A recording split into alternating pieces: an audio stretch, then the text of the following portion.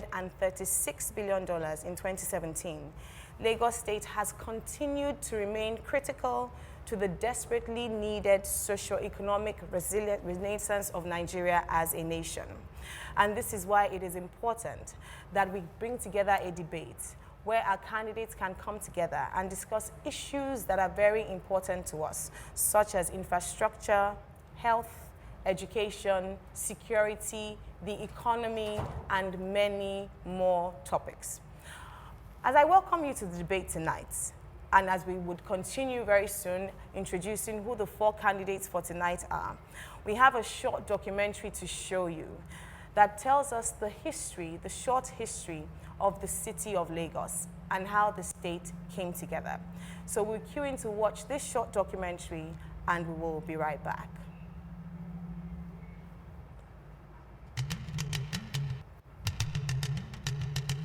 Èkó àkété ìlú ọgbọ́n, arómisá lẹ́gbẹ̀lẹ́gbẹ̀, arọ̀ dẹ̀dẹ̀dẹ̀ tí ò lè já, ọba má pàlú Èkó rẹ́ o. Lagos, Èkó, Lago de Kuramo, Las Gidi, or whatever name you choose to refer to Nigeria's center of excellence. Its unenviable position as home to the largest number of ethnic nationalities is one that dates back to the 15th century when the Aworis, Benins, and Portuguese settled in the creeks and lagoons that defined the then island state.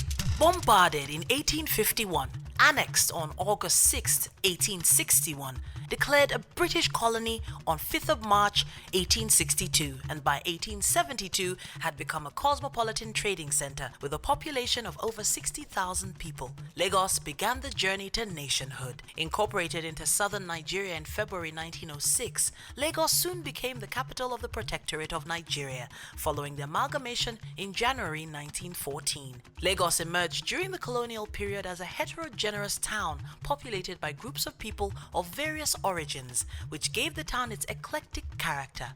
Following the departure of the colonial overlords in 1960, Lagos maintained its status as the social, political, and economic nerve center of the independent nation state called Nigeria, which had 3 regional federating components. Following the military intervention in governance, Lagos State was formally created from the then Western region on the 27th of May 1967, and the state was divided into 5 divisions, namely Lagos, Ikeja, Badagry, Ikorodu, and Ekpe. Between 1967 and 1979, Lagos was under the leadership of successive military rulers. Alhaji Lateef Jakonde was the first democratically elected governor of the state, with the advent of a new civilian dispensation, which began on October 1st, 1979. Chief Michael Otedola was selected as the second civilian governor of the state.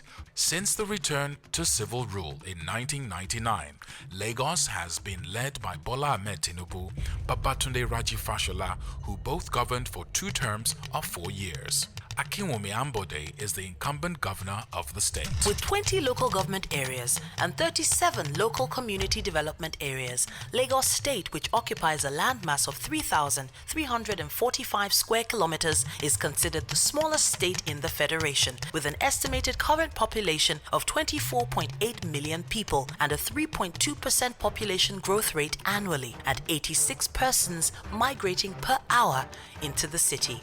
Lagos accounts for nearly a third of Nigeria's GDP, and with a GDP of $136 billion, it's the 5th largest economy in Africa. As the 2019 election cycle draws near, the future of a city projected to become the 3rd largest consumer market in the world by 2030 is at stake.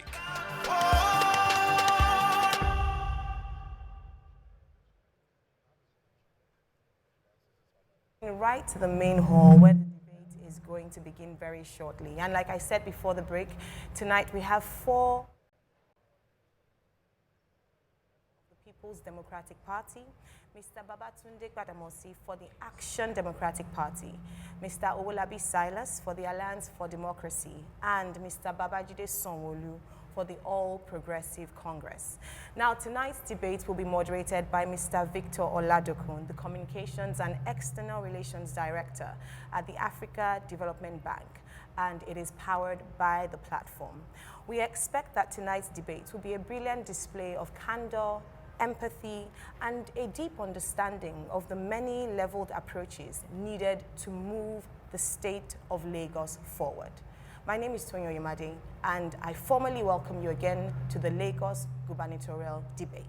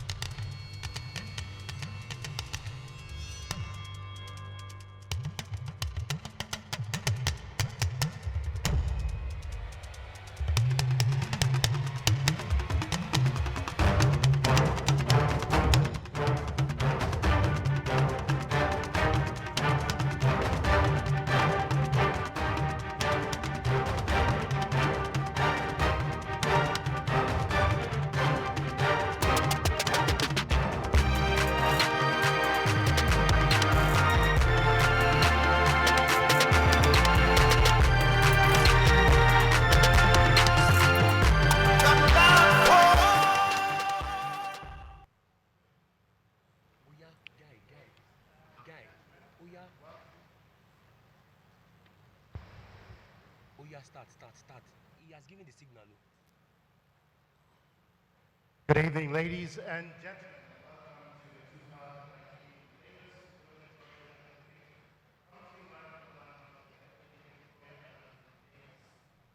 This debate is hosted by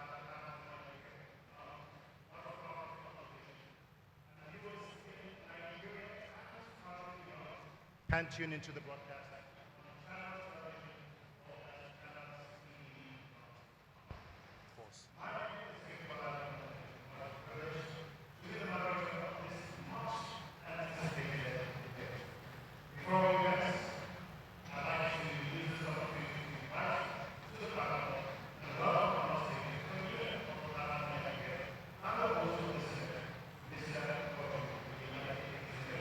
Kindly give him.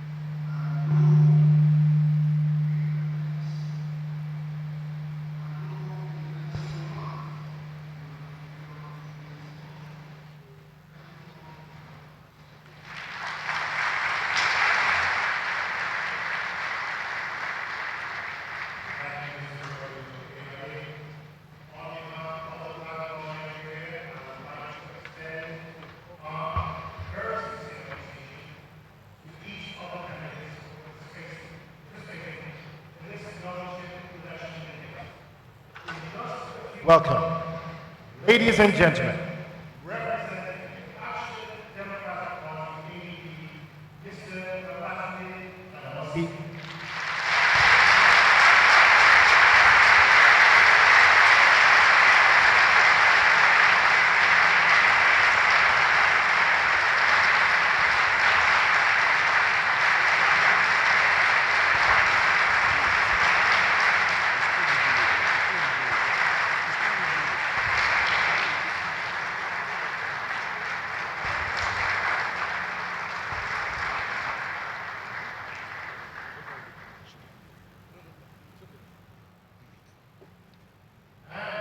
Representing All Progressive Congress, APC, Mr. Babajide.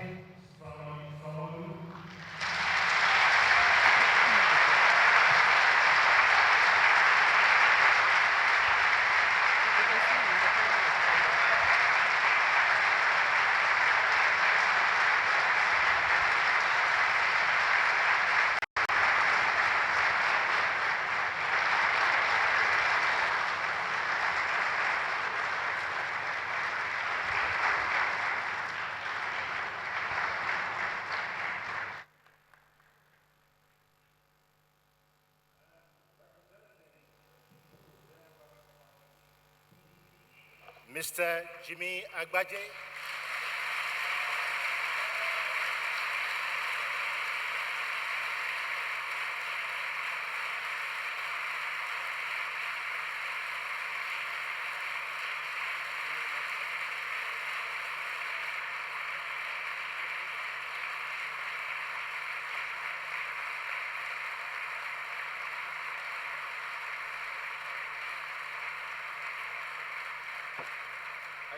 And finally, last but certainly not the least, representing the Alliance for Democracy, AD, Mr. Owolabi Salis. Please give him a round of applause.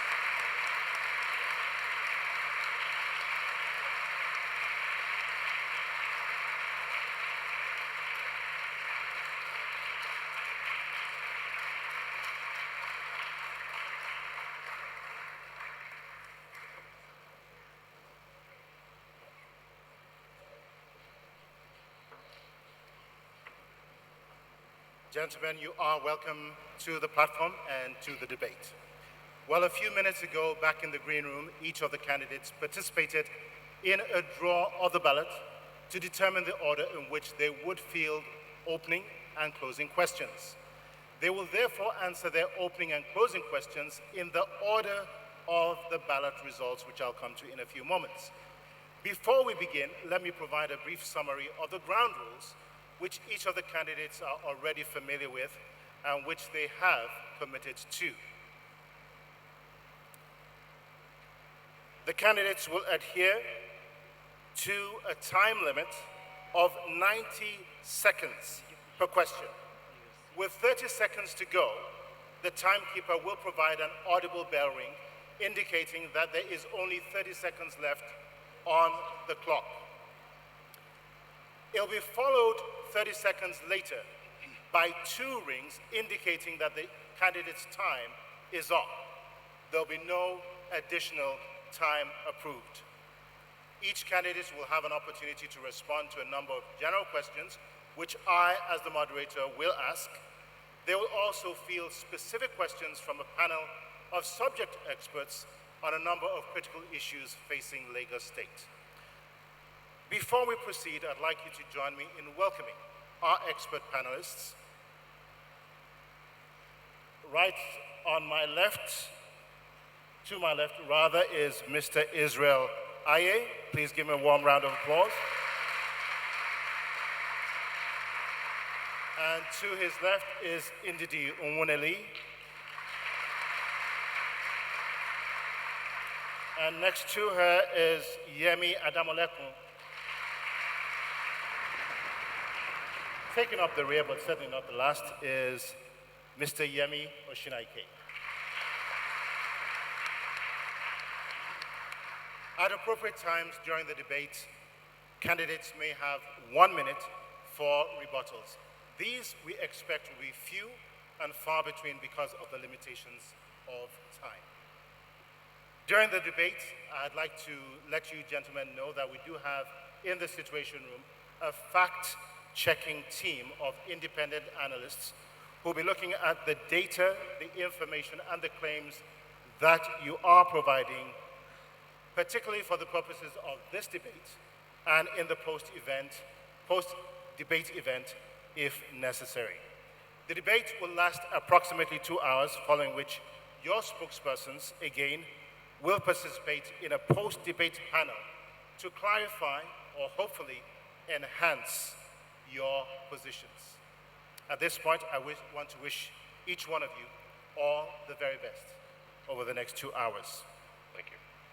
This evening, we begin the 2019 Lagos Gubernatorial election debate with identical questions for each of the candidates. As mentioned earlier, you will be responding in the order of the ballot that was conducted just a few minutes ago, which means that Mr. Owolabi Salis will respond first and then be followed in that order by Mr. Babajide Sanwo-Olu, then Mr. Babatunde Gbadamosi, and finally, Mr. Jimmy Agbaje. So, on that note, Mr. Owolabi Salis, it's been said that past performance and past accomplishments are very good predictors of future performance. What is it that you've accomplished prior to now that proves beyond a shadow of doubt that you are ready, able, and competent enough to become the governor of Lagos State, Africa's 7th largest economy? Thank you. One very important thing is if you're seeking to be a governor of a state, to serve in a public institution like Lagos State, I just believe that your interest should be to serve the people of Lagos State. Your loyalty is to be to the people of the state. And we have had a situation so far in Nigeria, particularly in Lagos State, where loyalty of the people on board is changing from the loyalty to the people to loyalty to individuals. So one of the reasons I'm contesting this position is that I want to, show the people of Lagos State that it's time to shift their loyalty from, to an individual to the people of Lagos State. If it happens you happen to be the governor of Lagos State, for example, the key thing is that you go there first to, serve the people, number one. Number two, you go there with the fear of God. And the context is this, the government, when they become, if you're a governor, your interest is to look into the welfare of the less privileged, particularly in the society. And that's why in government you task the rich to support the poor. So my interest deeply is that I want to take Lagos Commonwealth from an individual and give it to the people of Lagos State. Thank you. Thank you, Mr. Salis. And over to you, Mr. Sanwo-Olu. Thank you very much. My name is Jide Sanwo-Olu. To be the governor of Lagos State, I've had a unique opportunity in the last 30 years to come up with a pedigree of having served 3 governors, had public sector experience for 13 years, and have had private sector experience for 17 years. I've been an investment banker. I've run the treasury of 3 financial institutions. I've been head of corporate banking. I've been head of commercial and treasury. I've run the balance sheet at the very highest level of 3 financial institutions. Before then, I've also worked as a seismic data acquisition surveyor in the Niger Delta. Coming home on the private sector, I have been a 3-time commissioner, having served 3 different governors. Had been at some time the acting commissioner for economic planning and budget, which meant that I oversee the budget of Lagos State twice. I'd been the commissioner for commerce and industry, which means I had the opportunity to set up the Lekki Free Trade Zone. I have been the commissioner for establishment, training, and pension, which meant I oversee over 135,000 civil service that had the responsibility of Lagos State. I have been a pedigree with the University of Lagos, where I did my first degree.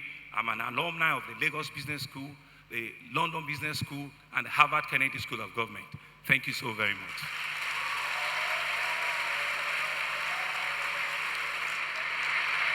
Mr. Babajide Sanwo-Olu, thank you very much. Over to you, Mr. Babatunde Gbadamosi. Very much like Alhaji Lateef Jakonde, that oft-quoted former governor of Lagos State, I'm coming in from the cold. I've never been in government, never been a banker, and never handled public finances at all. However, I'm coming in from the private sector. I've built an estate pretty much in the model of what I plan to build in Lagos State. Provided infrastructure, provided power for the last 8 years non-stop, provided water for the last 8 years non-stop, built a network of roads and drains, and somehow, despite being in the Lekki Peninsula area, avoided being flooded out. So scenes of kayaks, careening down the highway are absent in MN Estate. Also, in addition to that, because I'm a private sector person, the whole idea of fealty, of prudence in the running of public sector finances has already been schooled into me, because I've had to build what I've built without recourse to exposure to the financial sector in Nigeria. I'll just stop at that for now.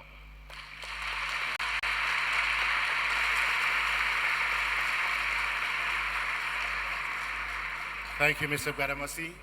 And last but certainly not the least, Mr. Jimmy Agbaje, over to you. Thank you very much. Well, I am an indigenous Lagosian, so I am very passionate about Lagos. I am a pharmacist. I was trained in this country.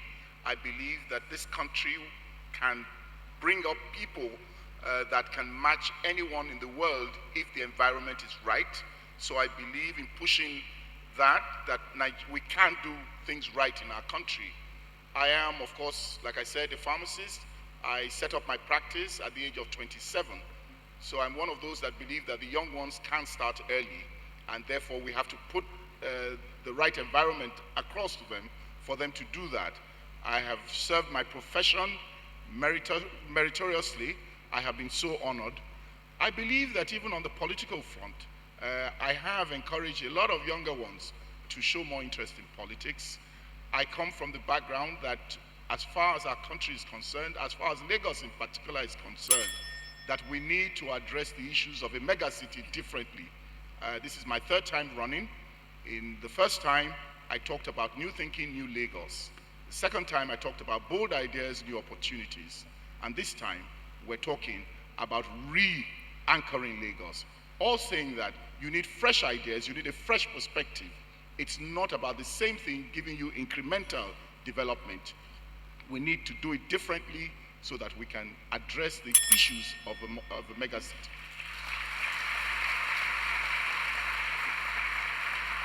Thank you very much, Mr. Agbaje. I'm sure that millions of voters in Lagos will agree with you that definitely we need new ideas moving forward, which we hope we will be hearing from each one of you during the course of this debate today. Our debate is going to consist of various rounds. We have approximately 8 or 9 rounds of questions. Each round contains 2 questions each, and we will go from the left to the right and the other way back during the course of this debate.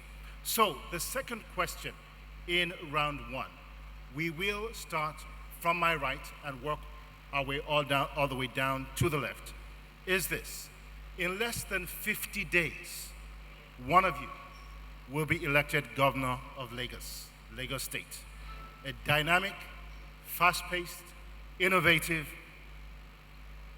creative economic capital with a population of approximately 23 million people. Given the enormity and the complexity of the challenges and problems that Lagos State faces, in your first 100 days, what would you consider to be the 3 immediate top priorities and challenges that Lagos State faces and which your administration will resolve to fix? Mr. Gbadamosi, starting off with you. The first thing I'm going to be looking at very, very quickly is public sector pay. What we pay our civil servants and what we demand from them, there is a massive gulf between the two, and we need to bring them back together. Our civil servants are very disgracefully paid, and we want them to deliver a 21st century service to us in Lagos State. That's not going to happen at the sort of pay levels that we're offering them right now. So we're going to upgrade civil service pay very quickly. Secondly, we're going to be looking at traffic simultaneously at the same time. We're going to be looking at this traffic situation because we're spending too many man-hours in traffic. An average of 6 hours every day, every Lagosian spends going from home to work and from work to home. That's got to stop. We're going to introduce high-volume, high-speed passenger ferries that will also have roll-on, roll-off facilities all across Lagos. And thirdly, we'll be looking at power, because without power, we can do nothing. When God wanted to create the earth, he started with light. Let there be light. And light was, and then everything else came, after. So we're going to put light in a minimum of 8 local governments within 18 months as part of our Lagos Integrated Regeneration Plan, an emergency plan that we put together that will serve this administration going forward. Thank you.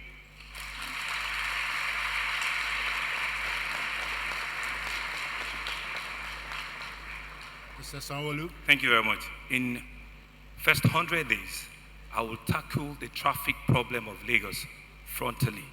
I will need to bring about easy solutions. Out of the 62 traffic gridlocks that you have identified, some are low-hanging that we can resolve within the first 60 days. Some are short to medium to long term. So within the first 60 days is to solve the ones that were low-hanging, about 20 or 22 of them. Within the first 100 days, like you said, I will tackle the gridlock in Apapa. I will need to clear up all the traffic, and all the trailers on top of Apapa. I will make sure that it's a nightmare and will not see that again. Within that same time, I will ensure that we engage the private sector. We have an international discourse where all of the stakeholders on the private sector, ensuring that the Lagos 21st century kicks off earnest, have an international discourse where we can set agenda for the next 4 years for us. Within that same space, I will bring about a town hall meeting to tell the public service that we have new ways that we will be engaging ourselves. Let us sit down and find out what are our issues. We are going to be making promises to Lagosians. Within that time frame, all of the issues that concern the public service, we will resolve it. Those 4 things we will critically resolve. And finally, I'll have a cabinet running within that first time.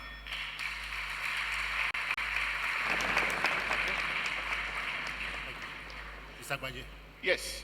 I think first and foremost, as governor, is to let Lagos know that there's a new sheriff in town, and that means that it's going to be different leadership, that we're going to bring character to leadership, that is going to be leadership for the people and not for self.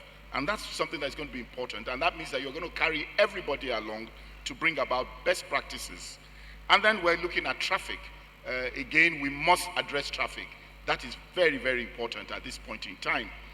Traffic in terms of the immediate, of looking at our potholes that create so much unnecessary traffic, looking even at our traffic lights. Our traffic lights are working on the old system of every 1 minute, every 30 seconds. We must begin to bring technology even to traffic lights, where they're using radar to know in which way traffic is heavy and not, and is able to adjust accordingly. We're going to have to strengthen to get LASMA to work and work efficiently. Of course, waste becomes an issue. Again, we're talking of waste in terms of the 3 R's, in terms of recovery, in terms of recycling and reusing. Recover is the aspect where we have to get waste from the point of use right down to the to disposal. And of course, lastly, will be power. We have to begin to have power in Lagos in a way that Lagosians will not have a problem with power. Thank you, Mr. Agbaje. Mr. Salis, over to you. Yeah, thank you. We have a big problem to solve. This present administration has created. Most importantly, my first 1 week, I want to set up a ward executive council in every ward. We're going to appoint some special assistants into every ward, at least 50, because those special assistants are going to be carrying out some duties of the governor. More importantly, I discovered in Lagos there's been a lot of violent brigades in every nooks and crannies in Lagos State. I want to clear all the violent brigades in Lagos State, and I know I'm going to do it. Fortunately, the first time I didn't mention my qualification because of time. We all know about traffic. It can be very intimidating. So we all look at the traffic situation, fine, we're going to look into it. But more importantly is this youth. I want to invest heavily on them, get them jobs. We want to do wealth creation at the grassroots. Very, very important, and everybody in Lagos State is crying about it. But key thing, number 1, that is militating against the development of this state is the issue of our common wealth that is in the hand of an individual. And I'm very determined to take this Commonwealth and give it to the people of Lagos State. Thank you. Thank you very much, gentlemen. Thank you, Mr. Salis. Thank you. During the course of this debate today, you will have an opportunity to unpack some of these ideas and more that you've talked about, and we're looking forward to hearing practically how some of these aspirations and visions will become a reality. At this point, I'm going to hand over to two members of our expert panel at this point to ask the next set of questions on education and health.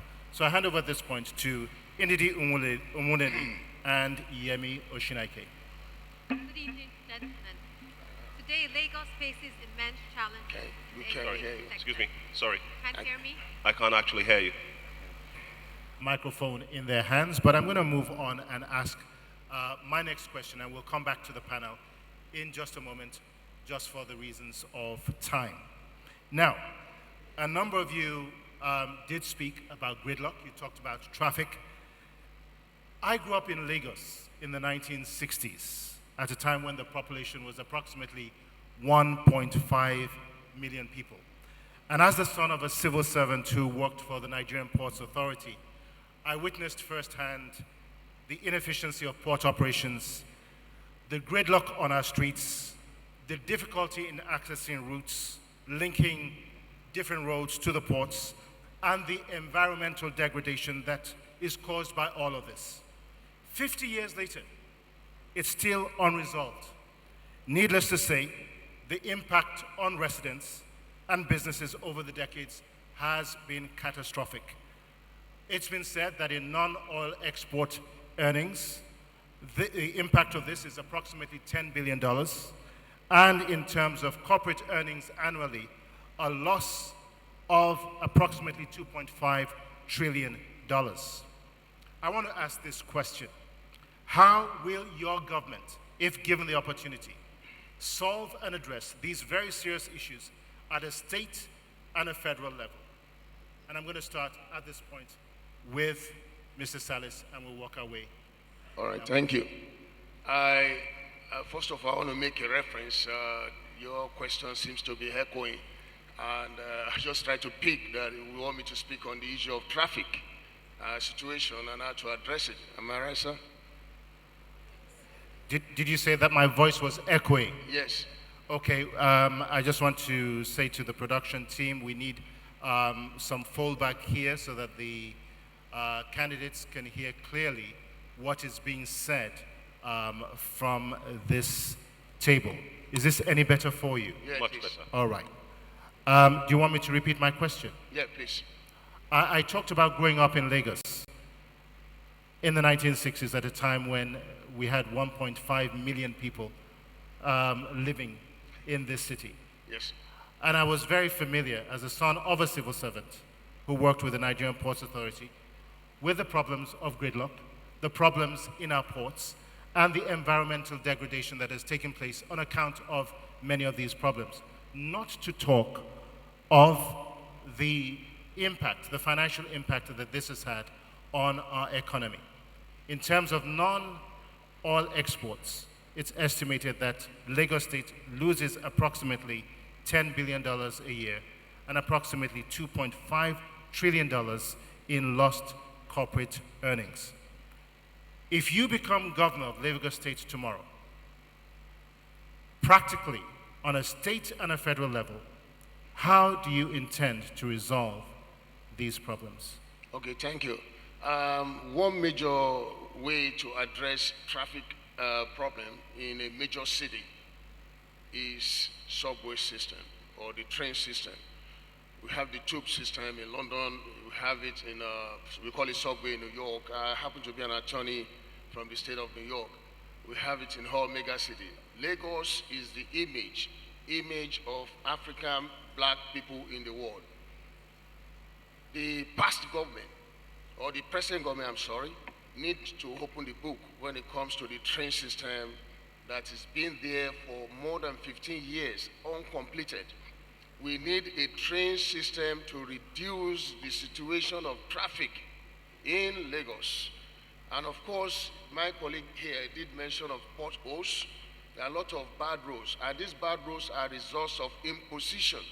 When someone imposes people at the grassroots level of Lagos State, the loyalty of those who are imposed there changes from the loyalty to the people to the loyalty to the individual, particularly if that person that imposed them there retains the right to remove them. And that is why all the neighborhoods in Lagos today are not something to write home about. Thank you.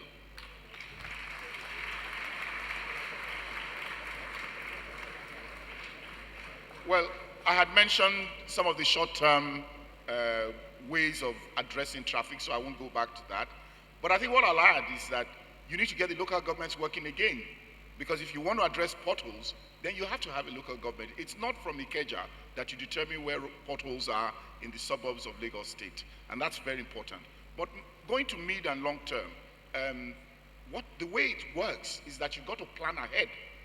I'll give a good example. We have a refinery coming up on the Lekki axis, and there's no provision yet for what is going to happen to lift products from there. So if we're not careful, we're going to have another gridlock like we have in Apapa.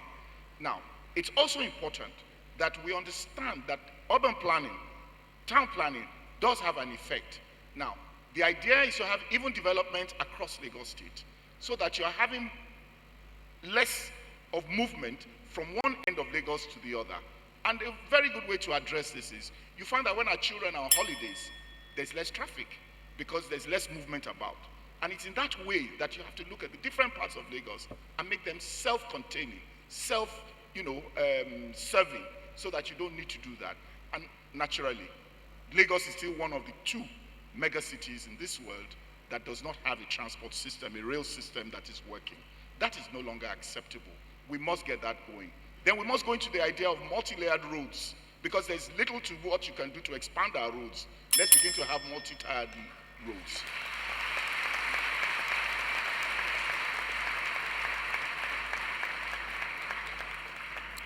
Thank you very much. I think the solution is what we'll call an internodal transportation system that takes care of the waterways, that takes care of the rail, and takes care of the roads. Good enough for the rail, it's work in progress. There's a blue line that is coming up. There's a red line whose alignment to, in conjunction with the federal government, has finally been agreed. So I'm expecting that within the next 2 years, at least we'll have rail tracks on the blue line, which is from Okokomaiko to Marina, 28 kilometers. And we'll have another red line from Ebutemeta to Agege, which is another 36 or 37 kilometers. Combining that is to do the waterways. We've got 5 jetties, terminals that we've built now. If we can do 2 more and have us bring about higher capacity ferries, not the type we have now that are doing only 20, 22 passengers. If we can bring in ferries that can do 50 to 100 at once and talk to the ferry services on both directional traffic, we will do that. The third one will be the BRT, which have started, right? And try and increase capacity. Try and see if we can bring about a CKD plant where vehicles, those kind of articulated buses will be produced here. So by the time you combine the 3, the rail working well, the waterways working well, and the roads, giving them dedicated lines working well, we will solve the problem.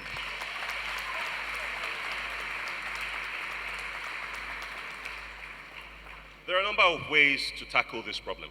The most obvious one is rail. Secondly, barges. Barges to lift containers from the actual wharfs and take them to lighter terminals all around Lagos.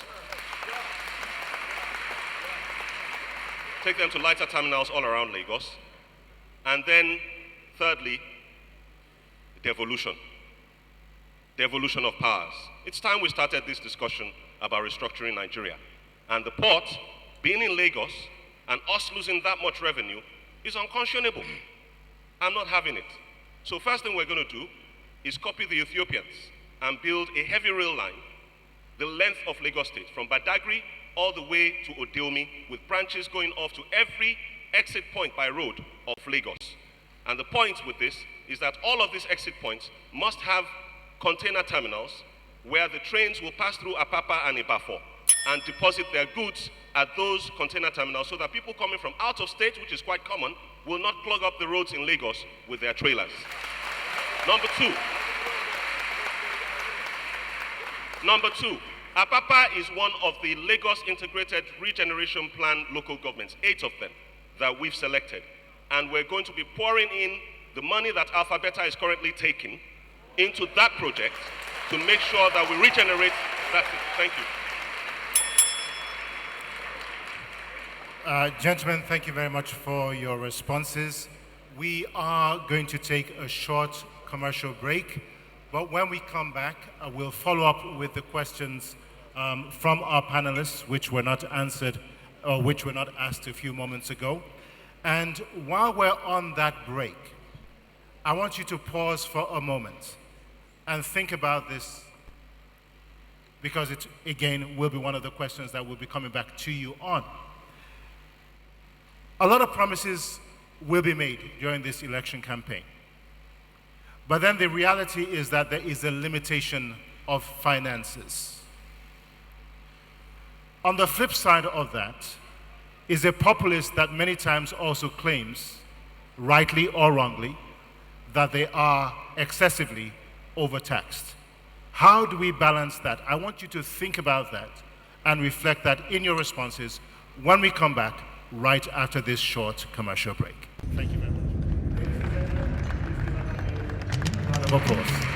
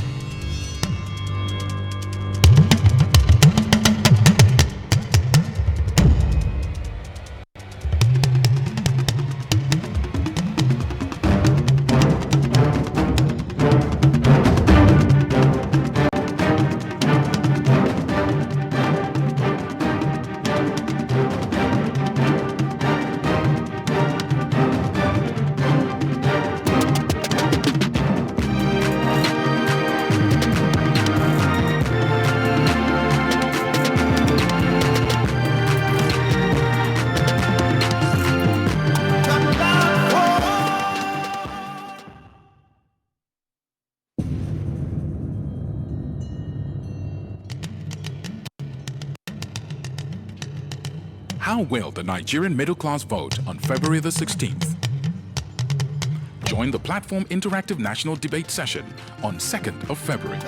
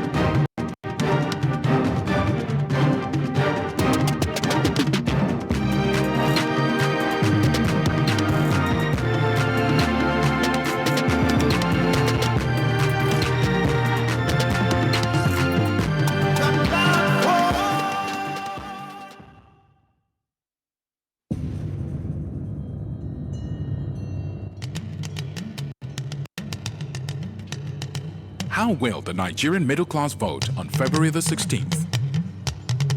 Join the Platform Interactive National Debate Session on 2nd of February.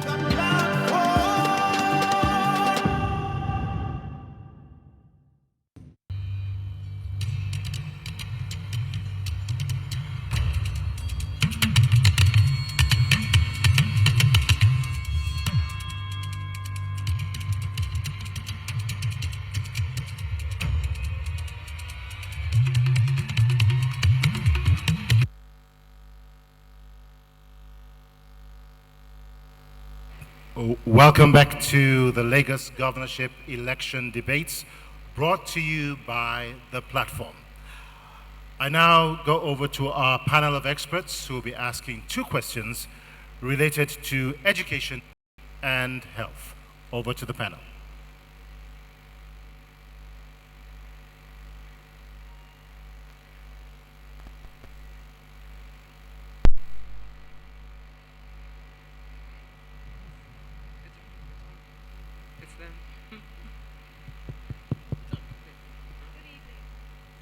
Good evening. Apologies. Good evening, gentlemen. Today, Lagos State faces immense challenges in the education sector. There's insufficient funding for education, poor teacher training and motivation, inadequate vocational and adult literacy support, and the list goes on. As governor, if you had to pick one area of priority and focus on this, from preschool to primary, secondary, vocational, adults, education, and tertiary education, which one would you pick? And what specifically would you do during your 4-year tenure to leave a legacy in the education sector? Now, please pick only one sector. I'll start with Mr. Badumusi. The biggest problem we have right now is the number of children of primary school age that are out of school. You see them in traffic, we turn our eyes away in our air-conditioned cars, and we need to address that as quickly as possible. The problem really has become the usurpation of local government powers in the area of management of primary schools. The Constitution says that the local governments are the ones that are supposed to take care of primary school education, but we have a SUBEB or something like that that is called, that takes all the funds that are supposed to go to these schools. So we're going to devolve just what we're asking from the federal government, where we ask for devolution of powers, that there should be true federalism and so on. We're going to start practicing exactly what we preach by devolving, the powers back to the local governments, including that to manage primary schools. So we're going to build more schools, just like Alhaji Jakonde did 35 years ago. Okay, we're going to put schools in the communities. The idea of children crossing major roads to get to school, that has to end. The idea of children traveling all the way from Ajah to Obalende to go to school, that has to end. So we're going to build schools in the communities, and we're going to hand them over to the local government authorities, and we're going to digitize the entire education process, the management process of education, financial and so on, personnel, everything. Put that all on a digital platform so that management will be easy for the local governments. I'll stop at this point. Thank you very much, Ndidi. Well, I would still go with the primary school because it's also the bedrock. But essentially what we'll be doing, right, is to look at, as Commissioner for ESTAP, I was training over 1,000 teachers every year, is to look at the capacity development of these teachers. The schools that are training them out, that is the training institutes, the teachers training schools, what are the curriculums that they are giving out to them? So let's look at the capacity development for these teachers. Then we take it back to the infrastructure that we need to have at this primary school. Are they teaching them civics? Are they teaching them things around even religious studies? Because a whole lot of things are happening around us, and we need to nib it at that stage where they're still very formative. So we need to begin to think through things around creative learning from that place. Coding, we need to think through evolving the curriculum so that it situates to the reality of what a 21st century should be looking at. So beyond training, beyond capacity development of the teachers, is also to look at the infrastructure, building up those schools, right? And very well is to look at what are the additional things post-schools that they need going into the secondary schools. So we build the both layout of the financing. We look at how much are we putting on budgetary line on the education, which is about 8.7. Can we wrap it up to about 12, right? And push more effort in the primary school, in teachers, in the teaching colleges that they are coming out from, in the facilities that are in the school, and by extension also evolving the SUBEB and the curriculum in that level.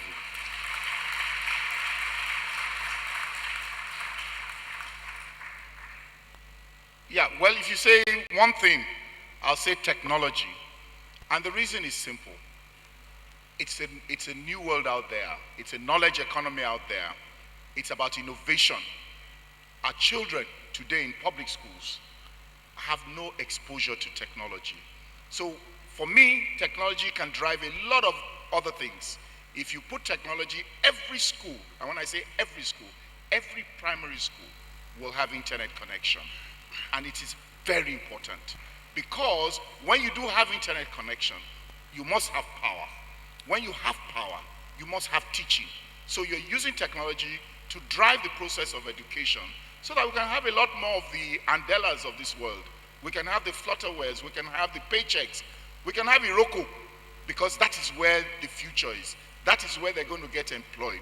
It is very key. So on one thing, it's technology, and that is my take. And we will start from day one, because we believe that that is the way to go. Those that have been there for the last 20 years have put obstacles in the, for technology. In terms of right of way, we've had Google that has wanted to give us free internet for our schools, but they keep putting obstacles for vested interest reasons, and that is something we're going to remove in the first 100 days.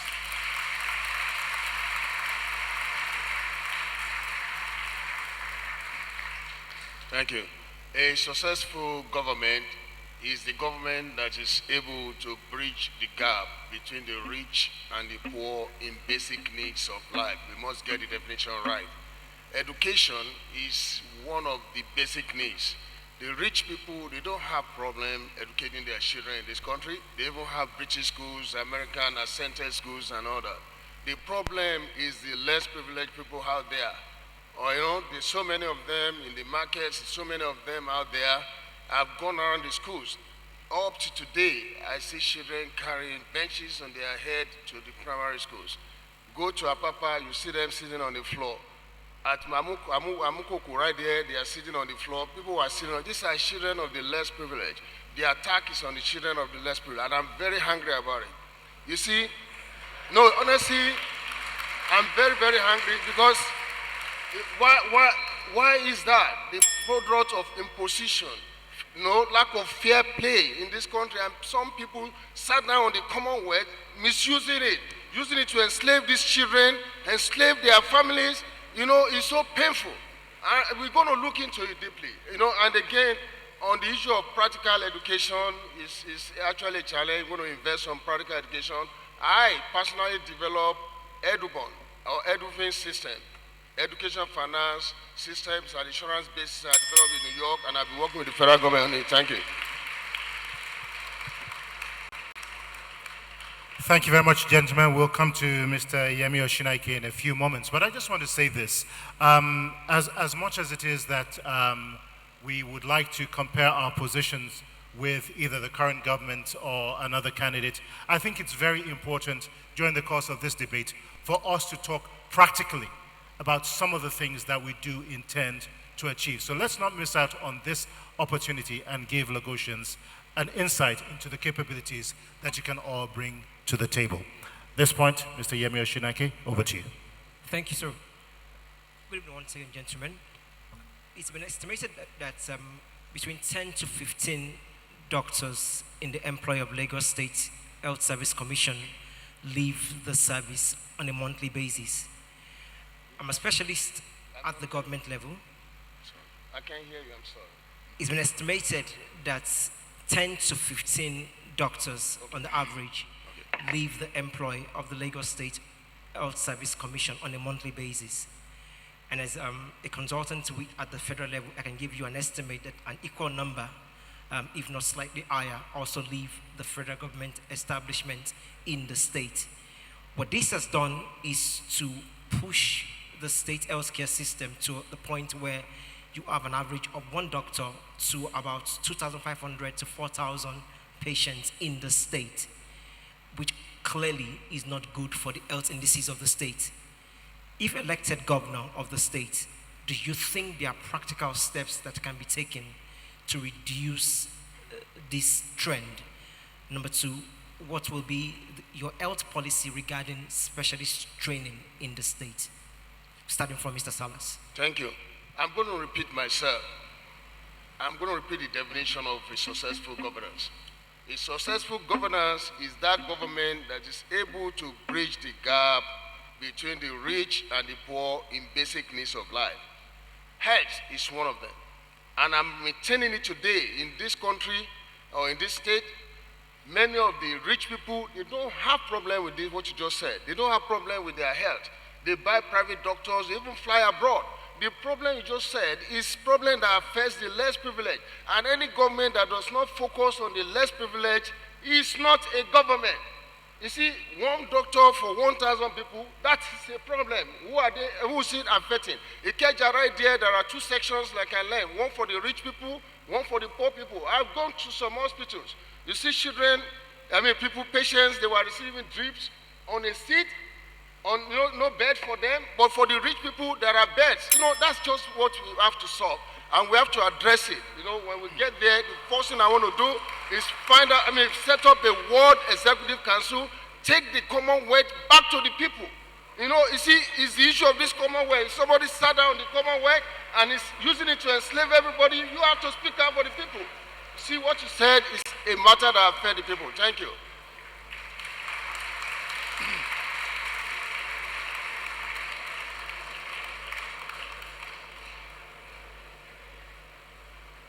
Health in Lagos is not working as it should. Life expectancy for Lagos is about 49 years, below the national average, and we're in the bottom half of 36 states in terms of life expectancy. We must look at our health care concept, which is generally known as the health insurance model. And basically what you're doing is to keep the doctors, to keep the pharmacists, to keep the lab scientists and all members of the health team, is to make it work. And the way to work is to say that you're running a scheme that revolves around the general practitioner, that is the GP. Now, you are going to employ the services of the GP. Your citizens are going to determine the choice of their GP. It is your duty as government to write a check, an insurance like a premium on their behalf, and be the regulator. It is not government that will participate, because what the GPs are handling will be primary health care. And don't forget that primary health care is responsible for 70 to 75% of the ailments that we come across in the state. So if you're able to address 75% of those issues at the GP level, running a health insurance model, then you then go on to the specialist aspect of it, where you now know that a lot of the pressure is off the teaching hospitals. What you have today is that people have malaria and they go to LASUT. It should not be so in a system that works.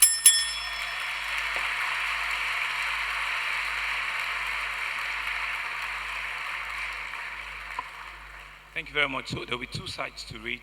It's also first to attack the issue around the welfare. Where are the doctors? Why are they leaving? So if it's a welfare thing, I had that Commissioner for Staff before manage the welfare of the doctors. We can look at it and stem that. But going forward is to look at what we need to quickly do with the health insurance policy that has just been signed on. How can we quickly let 1 million to 2 million people sign on to the health insurance policy? What that will do is immediately activate access. Access will begin to enjoy facilities that are state-run and also that are privately run. We've got over 300 primary health institutions. We need to equip and put personnel in those places. When we put the personnel there, then access becomes a lot easier. And when we have access, then the private sector, the private health institutions too, will join the government establishment, and they'll be able to afford and give them quality health quicker and faster. So it's for government to look at the budgetary provision on the health line. We're currently doing about 9 to 10%. How well can we, over the next 4 years, push it to around 18 to 20? So year-on-year basis, let us increase the budgetary allocation to the health facility. Let's enjoy a real partnership with the private hospitals and ensure that access is affordable, is accessible to all of the citizens. Once we do that, we will have an efficient health system. I will talk about primary health care and universal health insurance later. The question was about brain drain in the health sector. And when I spoke earlier, my first answer was that I would look at the civil service pay structure, that I would bring it more in line with our current economic realities, and that's what the medical sector falls into. I have 4 key areas that I'm focusing on. Key workers, I call them: healthcare, education, security, and emergency response people. All of these guys are going to get huge pay raises. The minimum pay for a doctor, for a medical doctor, correct me if I'm wrong, sir, the minimum pay for a medical doctor in the United States is about $200,000 per annum. Yes, they have a higher tax rate of about 45%, top rate of tax. But here, if we were to offer our own doctors, freshly graduated, about $50,000 per annum, I think they'd stay. I personally think they stay.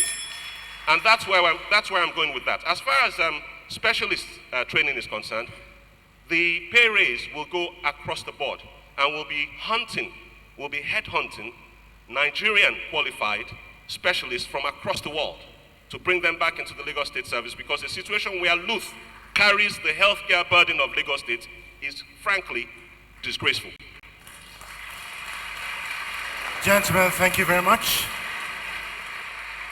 We are going to take an unscheduled 1-minute commercial break, 60 seconds, and we'll be right back.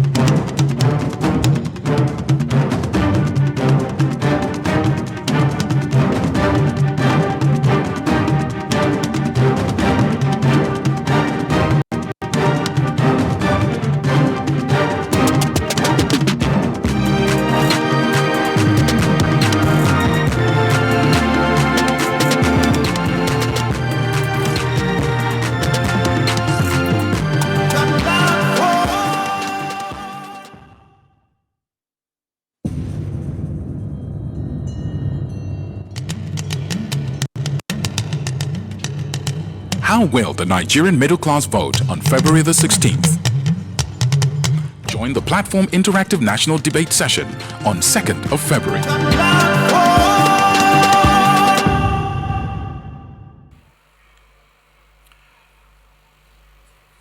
Welcome back to the Lagos Governorship Election Debates, brought to you by the Platform here at the Landmark Center in Victoria Island. Before we went to the break, we dealt with quite a number of issues, and a few commitments have been made, a few promises have also been made by the candidates. But I just want to quickly address the issue of tax collection in Lagos State. Obviously, there is a need to increase internally generated revenues, raise incomes, but then there are members of the public who actually claim that small and medium-sized enterprises are actually being squeezed on account of multiple taxes.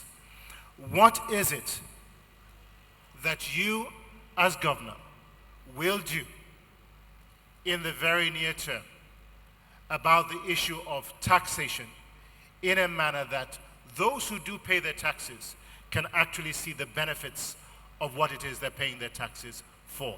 This is a complex issue, no doubt, but it is of grave concern to millions of voters here in Lagos State. I'm going to start with Mr. Gbadamosi first, and then we'll work our way again down to your right. The reason why Lagosians are being squeezed left and right, why we're running a squeeze economy rather than an economy, is because of waste in public sector spending. I'll give you a quick example. The light rail project that my colleague referred to earlier from Okoko to CMS, okay, is being built at a cost of over $1 billion. Okay? However, in Ethiopia, okay, it was built at the cost of $5.2 million per kilometer. However, in Lagos, we apparently spent $54 million per kilometer on that light rail project that has been on for the last 10 years and not completed. Now, with those sort of situations, those sort of white elephant projects that involve a lot of waste, of course taxpayers would be squeezed. Of course there will be multiple taxation. And so we're going to bring in prudence into public sector spending. We're going to end the waste, cut the fat, and we're going to invest in infrastructure as quickly as possible, because where you don't invest, you can't expect to reap. Look, where we are now is the Lekki corridor. We're on the coastal road corridor and there is no coastal road. Yes, they talk about it, but a coastal road, functional one, does not exist. If it did, we would be getting more taxes from all the businesses that will be along the coastal road. Thank you.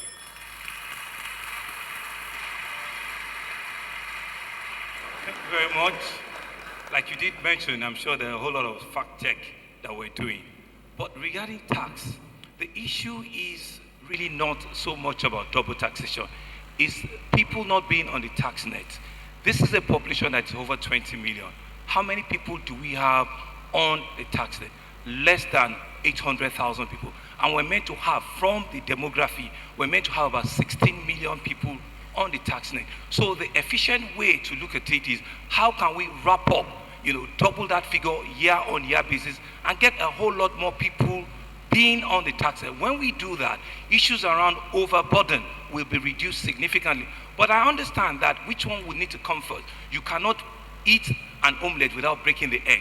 People want to see service before they come forward to truly want to pay. So government needs to be very creative and look for ways in which they will very well push development to new areas, such that it can now encourage new people that are not on the net to come forward voluntarily and be on the net. And how we're going to do that is ensuring that we set up PPPs with the private sector. Ensure that all of your PPP projects, right, are infrastructure driven. There are things that can bring about development in different sectors. And we've done it before. As MD of LSDPC, I've got over 14 PPPs that do not have one kobo from government financing. And those are the ways we can do it to ensure that people come back to the tax net.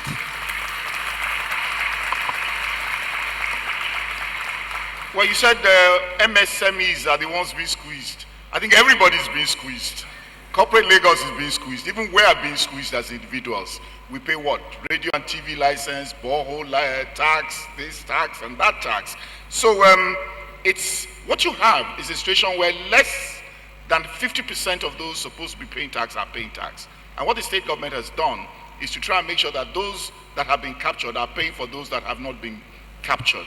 And that is why there's a heavy burden.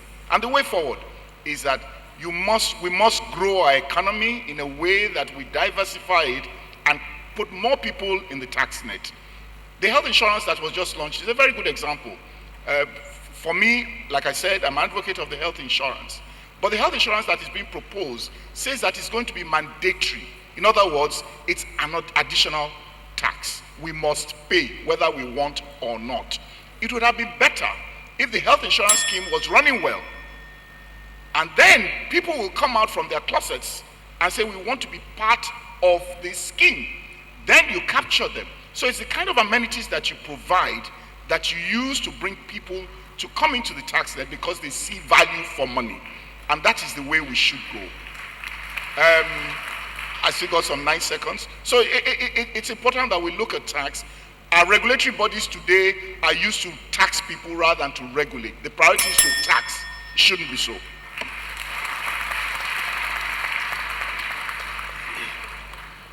Thank you. I don't believe tax collection should be done to stifle businesses. I happen to be an attorney in New York and also a chartered accountant.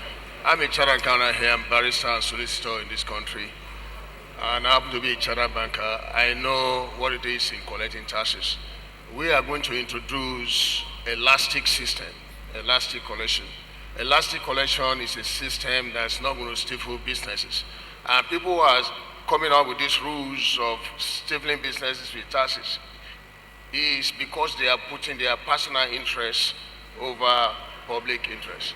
You see, at the end of the day, many people will not be able to pay for that. Then they are going to go through the back door. That's what's going on. It's like, going through the back door, pay their way through. At the same time, they get the services they want. They know what they're doing, and it still boils down to the issue of commonwealth in the hand of an individual, not giving it to the people, and also imposition. Believe me, thank you. Okay. Gentlemen, thank you very much. It is estimated that approximately 3,800 people a day arrive or migrate into Lagos. That's approximately 1.42 million people a year. To put that in perspective, an analogy I can use is if we could just imagine 10 Boeing 747 planes arriving in Lagos every single day, loaded to the brim, 300 plus passengers per plane every single day, landing but never leaving. According to the United Nations and a 2017 World Bank report, an estimated 2 out of 3 people living in Lagos live in slums. If you were to become governor of Lagos State in the next 50 years, how seriously would you tackle this problem? And what remedies would you put in place to ensure that the numbers of slums reduce in the state and that the infrastructure required and needed by millions of this state's citizens are met, not in the future, but in their lifetime? I'm going to start at this point with Mr. Sanwo-Olu first. Well, thank you very much. I think the solution is in two-pronged. First is to look at how can we ensure that the right residents of Lagos State get the service. And how you need to do that is to come with some form of identity, and how can we very quickly, come up with an identity system that ensure that we can plan ahead. We can plan on our health, we can plan on our education, we can plan on the road usage, That has to be done in some sort. The next level is to look at how do we do regeneration. How to do regeneration is by ensuring, and part of the things we talk about, quickly have an aggressive land reform exercise. If I give title to the residents of Badia today, 100 square meters, if I give title to it, immediately there's a 25 to a 30% return on that investment, just by that little sheet of paper. And what that means is that you can create that to an investment, and leverage that investment to ensure that development comes there. And it's also to look at, how can we scale up development and regenerate? How do I mean scaling up? Take a little parcel of it, try and regenerate it, and becomes a model that you can use for others. Because they're not going to allow or trust government to wear up a whole place. There are lots of human, civil society and human capital issues that will not allow you. So make sure that you have a model where you can do it in silos, you can do it in stage by stage with the cooperation of the residents. Thank you very much, Mr. Sanwo-Olu. I'm going to go to Mr. Jimmy Agbaje next. Could we have some volume on Mr. Agbaje's microphone, please? Thank you. Thank you. Well, these are challenges of a mega city, and the way forward is to understand what government can do and what it needs to on its own and what it needs to do with the private sector. Government's resources are not unlimited. Education and health fully under the ambit of government, and government must address that. But when people are coming in at that rate, you have a problem of waste. Government cannot handle waste the way it is presently being done. So you must bring the private sector into it, and that's using the PSPs and looking at waste as not so much as a problem, but as a resource. We cannot just continue to think that waste is about throwing it in the landfill. We generate 12 to 14,000 metric tons of waste every day. That's like 400 trailer loads every day. There's no land that is going to keep, landfill that's going to keep that. So you've got to address it from a different perspective, as we have been doing. Ditto for transportation. We talked about the light rail. Government cannot build the light rail. It must work with the private sector, because when you do borrow money, you will not have 10 years still trying to build a light rail. But when the private sector is doing it, it's more efficient and it will happen, because the numbers are multiplying and government does not have the resources to do that. So it's important that we get that. It's important we look at power. It's important that our economy is growing at a rate that can absorb the cost of delivering services. That's the way forward.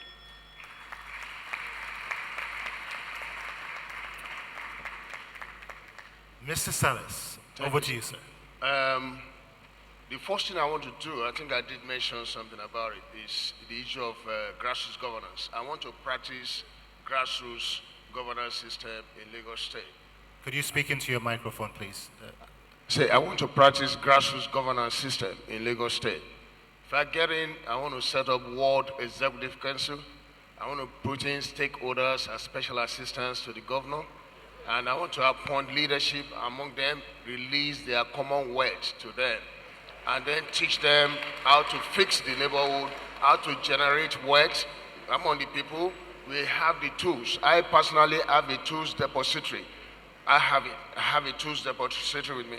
We are going to tool them up, teach them a lot of things, how to make the neighborhood fine, and we are going to remove all the violent brigades in Lagos State. And on the issue of so many aircrafts landing, I think I heard you say that. I happen to have traveled to more than half of the countries in this world. I think Nigeria, Lagos is still not getting enough. So we need to open Lagos to the world.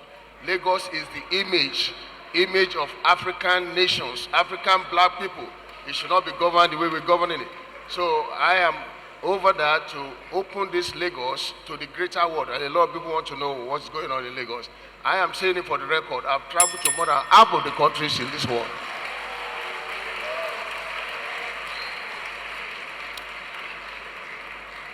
And finally to Mr. Gbadamosi.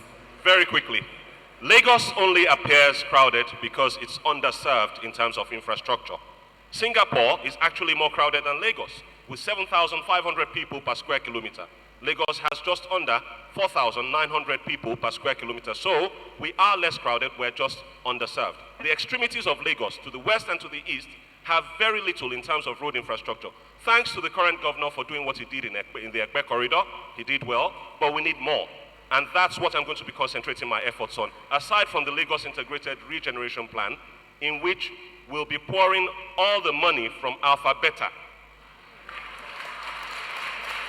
All of the money that's going to Alpha Beta at the moment will go off budget into the Lagos Integrated Regeneration Plan, taking care of Ikorodu, Ikeja, Apapa, Oshodi, Solo, Mushin, and Ibejuleki as industrialized local governments. And then Badagry, Etiosa, and again Ibejuleki for tourism. We're going to open up these local governments with more infrastructure, okay, roads, bridges, drains. We're going to link the over 25 islands in Lagos by bridge using the shortest distance policy. Across Lagos, we're going to invest. And once we do this, and we add that to the 40,000 affordable housing units we're going to be building over the period of 4 years, I think the congestion problem will be solved. Thank you. Mr. Moderator, can we begin to ask for our 1 minute rebooter?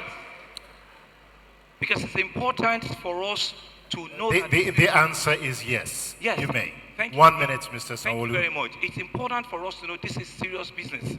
You ask a question, and it's important for people to answer your questions, right? And I think it's critical for our viewers to know that what we're doing here, right, it's so important to the 20 million so Lagosians looking at us. It's not just for us to rhetoric and say things, it's to be sure that questions that are asked, are properly answered, right? And if you don't have the answers, you really can say you pass on to it. It's not just to name drop, and to look good, but it's for us to know that this is serious business and answers must be provided to questions that are being answered. Thank you very much. I'm going to jump in here and I'm going to jump in here and go off script right now. As millions of viewers around Nigeria, in Lagos State and around the world, and in this hall today listened to you as candidates, one thing that we do recognize is that there's no shortage of ideas and vision. That is very clear. But I'm going to ask you this question, and I want you to take just 60 seconds to respond. And I'm going to start with Mr. Salis on my left, and we'll work our way this way. But this is a very important question. We've got great ideas on this podium. We've got great visionaries in Nigeria. We go through election cycles every 4 years. We've been talking about these problems perennially. for 40, for 50 years, but many of them are still staring us in the face. Why is this the case? And what will you do differently to ensure that the status quo does not remain? Mr. Salis, I'll start with you first. Thank you. It's about who is in charge, whoever is elected. And I said it, the loyalty issue, if you are elected into government, you must have fear of God, and you must have passion, passionate for the less privileged, because the government exists to take care of those who don't have. That's why they tax the rich to support the poor. We are having this problem because certain people, when they get elected, it gets into their head. They don't have fear of God anymore. They don't have passion for the people. So now they take the personal interest, their personal interest, to override public interest. If you have somebody on board that has fear of God and passion for the people, then it's going to work. Everything will work, and that's the problem. Thank you. Thank you, Mr. Salis. My question was, why do you think this is the case, and what would you do differently? Mr. Agbaje. Well, someone said it's easier to run for office than to run the office. But I think the real issue in our part of the world, I keep saying that we have two kinds of politicians. We have those politicians generally seek power, and we have those that seek power for self, and we have those that seek power for service. And I think what we have in our part of the world and in this country and in Lagos is that those who are in power have taken power more for self than for service. And so you find that that drives a process that is about us, not about everybody. And I think that's the real issue, that when you know it's about service to the people, then it's a different approach to governance. That is not happening.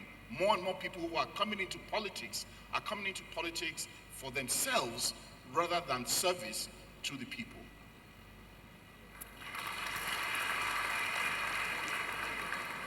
Mr. Sanwo-Olu. Thank you.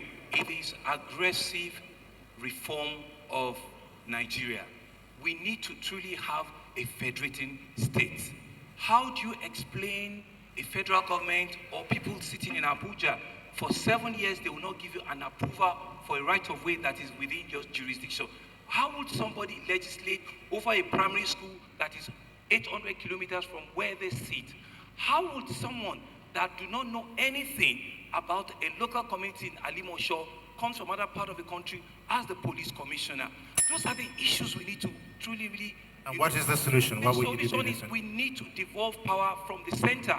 We need to look straight into our face as a country and say we want to truly, really reform this country. It's when we do that and let true federalism work. True federalism truly, really, it's about ensuring that who has the greatest number is for the greatest good. That's the only way we can reform and ensure that those concerns you have over the last 50 years are resolved. Mr. Gbadamasi. Our problem in Nigeria is that we talk too much and do too little. That's our problem. And that has been our problem in Lagos for the last 20 years. We talk too much, we do too little. We talk a good fight, but when it comes to time to fight the fight, we run away. And that time has got to come to an end now. I'm a doer. That's what I do. I don't just talk. Everything I'm coming to do in government, I've already done. I'm not coming to learn, I'm not coming to form committees. I'm coming to give power to Lagosians, practically speaking. I want to build new power networks, devolve the networks away from Ikeja distribution and Eko distribution after acquiring a good corporate footprint for Lagos State in the power sector as deregulated. We're going to rebuild all those 8 local governments I mentioned earlier, and that is how we're going to do it after sorting out the civil servants who would ordinarily have been the bottlenecks to our growth. Thank you. Thank you very much, gentlemen, for your forthright responses. I'm now going to turn it over to the panel, in particular, Mr. Israel Aye, who will be posing a question on ICT, as that relates to Lagos State, and Yemi Adamalekun, who will be asking a question on governance. Over to the panel. All right, gentlemen. Okay, I'm sure you can hear me. So as a prelude to the question I have here, I just want to say this. That according to the World Population Review, the population of Lagos is expected to double by about 2050, making it the third largest city in the world. Now, potentially that will compound the challenge of youth employment or unemployment, depending on how you see it.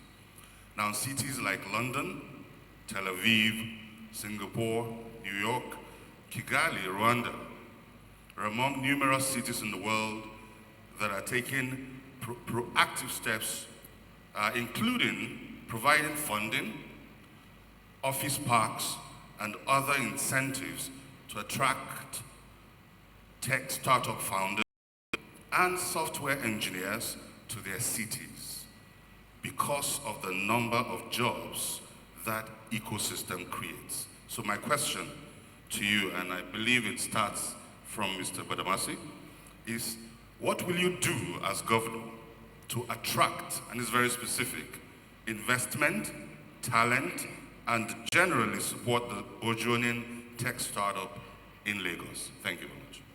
You cannot have tech without the infrastructure. You cannot have a tech ecosystem without a high-speed internet network. And we don't have that in Lagos right now. I myself am a tech entrepreneur of many years' experience. I left the technology world in 2007 when I sold up and moved shop over to Lagos. I ran an IT training, certification, and consultancy service at 20 to 22 Deptford High Street back then for about 10 years. All right, so I know exactly what we need. And what we need is to take advantage of the 3 transatlantic cables that land here in Lekki, but are not being allowed to be deployed on a wired telephone network throughout Lagos, meaning we're losing out on server farm jobs, we're losing out on call center jobs, we're losing out on data center jobs, okay? And we need to deploy this very quickly. The only bottleneck to that is something called LASIMRA, the Lagos State Infrastructure Management and Regulation Agency, that seeks to charge telcos 3,000 naira per linear meter as far back as 2011 to lay their cables. That's going to end. The Lagos Integrated Regeneration Plan is going to include trunking in all our civil works for the landline telephone people so that we can deploy these things. And in addition to that, we'll be funding technology parks and providing funding for startups, not loans, grants, because we need the jobs to grow our IGR. Thank you very much.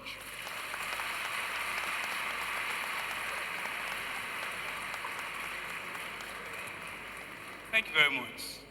I'm the only one that has visited all of these startup companies we have around. I've been to Vibranium, I've been to Workstation, I've been to the Vibranium, I've been to the Workstation, I've been to Flexo. I've liaised and worked with all of them. I see the passion these young Nigerians bring to the table. What we're going to do, which is the things we've promised them, is that we're going to build technology hubs in all of our local governments. We're going to ensure that we create an environment where all of the innovative ideas they have, right, will come to fruition very, very quickly. We started conversations with all the telcos, and I've said to them that if the issues are right of way, right, it's because we realized that they were destroying some of the underground cables that are there. We've agreed with them that we're going to defer whatever payments comes on board, right? We don't need to burden them today, right? And so all of them know it, that I've had discussions with each and every one of them, that right of way will not be an issue with you. Once we have that, right, as we speak, even on the campaign trail, I've deployed free Wi-Fi in 18 locations in Lagos, including all the higher institutions in Lagos as we speak, and they are working their life. It goes to show that I'm not just speaking it, I've started actioning it, I've started doing it, and we've started working with better with all the 540 tech startups in Lagos already. We've drawn together a blueprint and said to them, each local government, we get a support that is required. Thank you, Mr. Sanwo-Olu. Mr. Agbaje? Well, it was not for nothing that I said technology was going to be the major thing I would do with regards to our schools. The problem we have today, and we must realize that It's not about giving free Wi-Fi. It's not about that. Wi-Fi has become a tool that must be available for our youth, must be available for our children. We talk about coding. You need internet connection to have coding done. Every school, from primary school, must have internet connection. Today, those that are in power have not allowed, they've put bottlenecks in having internet connectivity. It's a rule of thumb that when you have 10% increase in broadband, your GDP rises by 1.38%. That is huge. So if we allow broadband everywhere and allow our children to look at internet connectivity as a way of life, the whole story will change. There is a country in Africa, Madagascar today, has now taken the position of having the fastest internet service, and so outsourcing that we were losing out on to China and all the other countries, Madagascar is now the port for everybody because it has the fastest internet connection. It has power. We need to get that in place. And when we do get that in place, then we'll be where we need to be. Thank you, Mr. Agbaje. And last but not the least, Mr. Thank you. I think I've assessed a lot of our youths. There's nothing wrong with Nigerians when it comes to theoretical education. What we need is investment in practical education. So this very question, we need to work with the federal government on the issue of attracting, investments, particularly technological investment, and of course, getting into practical education. I happen to be an attorney, and I want to tell you, excuse me, I want to tell you about the US visa called H-2B. H-2B is what is used to attract all these important brains into the United States. Now, I think Can you speak into your microphone? H-2B. Speak into your microphone, please. Yes, okay, thank you. H-2B. Now, in Nigeria, I think Nigeria need to declare investment. They'll come in, they will travel into Nigeria, particularly Lagos. We open it up into the world because there are so many people who don't understand Lagos, they don't understand Nigeria. So that is very, very important because it's about people coming in and, of course, do their assessment and be able to move forward. Thank you. Thank you very much, Mr. Salas. Greatly appreciated. Over to Yemi Adamulekun for the last question from the panel. Thank you. I have individual questions for the candidates based on statements they have made. So to Mr. Salas, Lagos State Residents Registration Agency was enacted as law in June 2011 to build a reliable database of Lagosians for proper planning of social services. It has been used to access services like the Lagos State Employment Trust Fund and the recently launched health insurance scheme. It is estimated that Lagos gets over 1 million new residents annually. So how do you plan to use this database to plan and be accountable to Lagosians, especially the poor, who are your primary concern?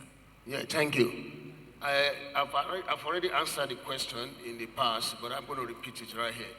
The first thing I want to do is set up grassroots executive council in every state. That's World Executive Council. Appoint stakeholders in there who are going to serve as special assistants to the governor. Then we're going to be looking at the problems. These are the people that have a graph. They have a graph. That's what we call circle of relationship. The longer the circle is, you begin to lose relevance. But there are people who have control. They know who is who's there, who knows this, within a ward level. So if we have World Executive Council, we appoint leaders, take their common words to them, teach them some of these practical issues, things will go well. Thank you.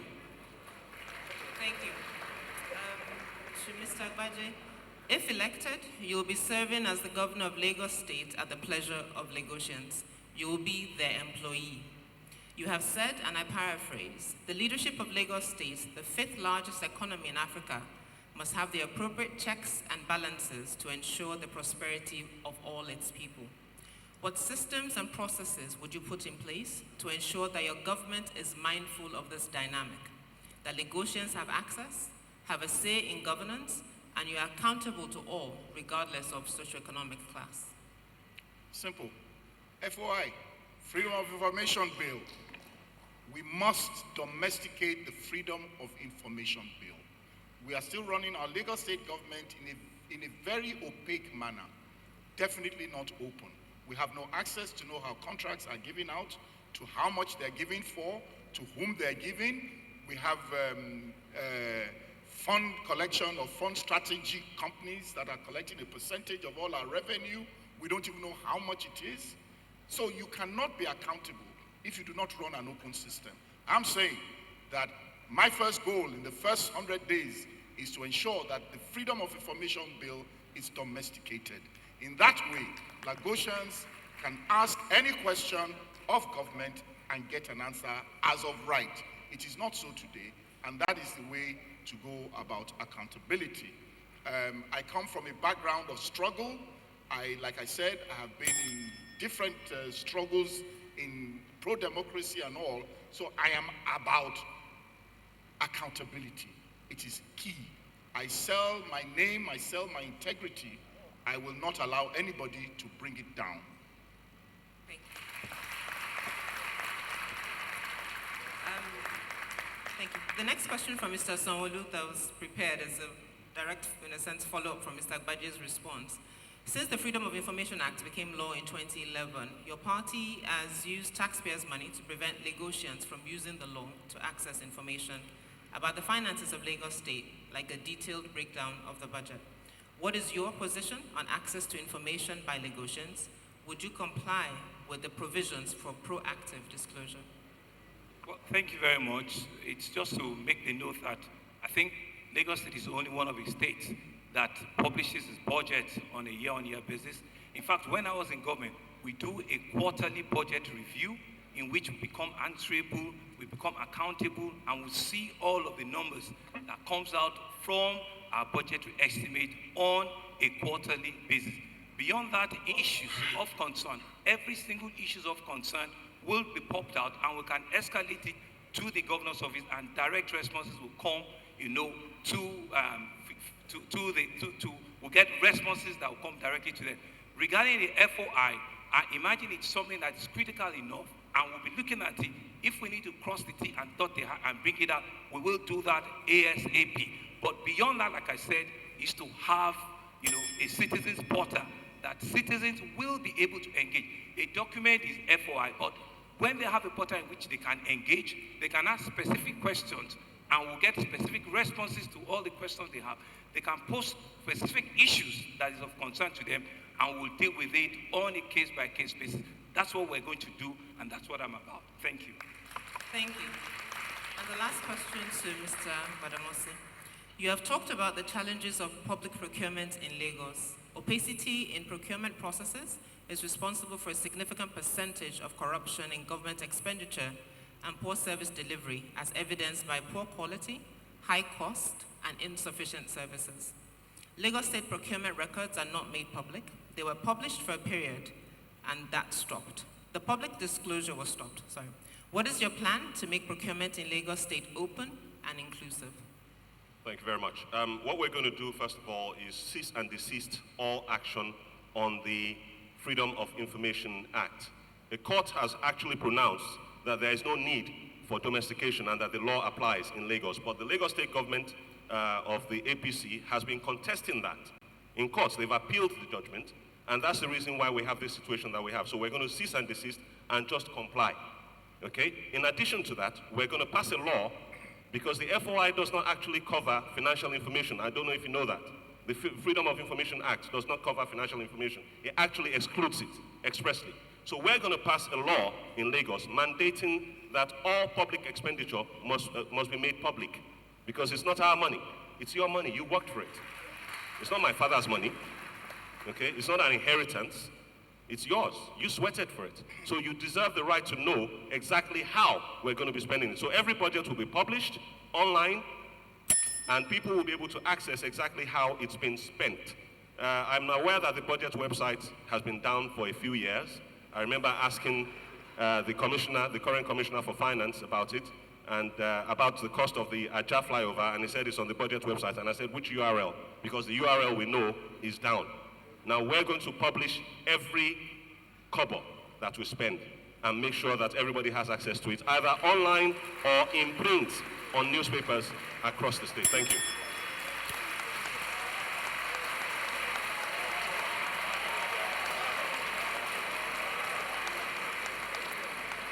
Thank you very much, gentlemen.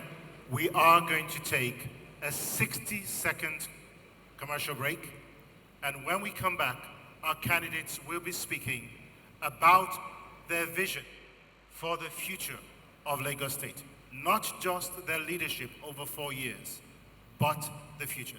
Stay with us, we'll be right back.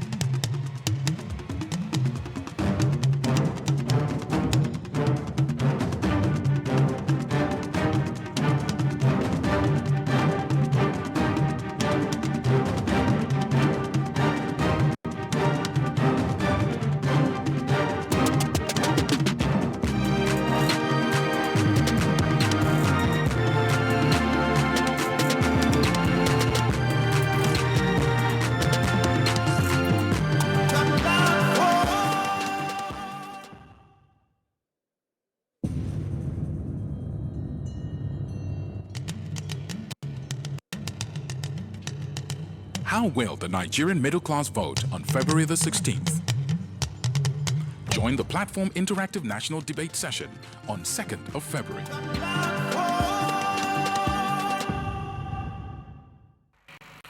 Welcome back to the Lagos State Gubernatorial Election Debate, brought to you by the Platform Nigeria.